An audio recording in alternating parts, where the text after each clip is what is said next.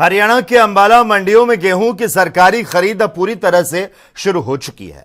1 अप्रैल से शुरू हुई इस प्रक्रिया के तहत प्रशासन ने पूरी मुस्तैदी के साथ काम किया है।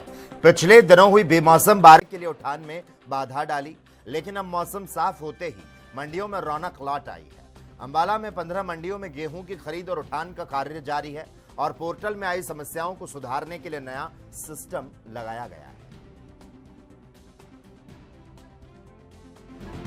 देखिए, अभी हमारे पास में करीब 15 मंडियों में गेहूं खरीद का कार्य चल रहा है और बिल्कुल अभी फिलहाल चरम पे है। हम आज सुबह के डेटा के हिसाब से 1,45,000 मैट्रिक टन की परचेज हम लोग कर चुके हैं, जिसमें से 45,000 मैट्रिक टन का उठान भी हो चुका है। लास्ट ईयर हमारे पास 2,45,000 मैट्रिक टन आया था, तो we are expecting around the same. कुछ एक इश्यू थे, लास्ट वीक तक आपने भी देखा था, बारिश हो रही थी तो गीला हो जा रहा था, तो उठान की इश्यू चल रहे थे। पिछले 3-4 दिनों में मौसम एकदम साफ हो गया और गेहूं एकदम सूख गया।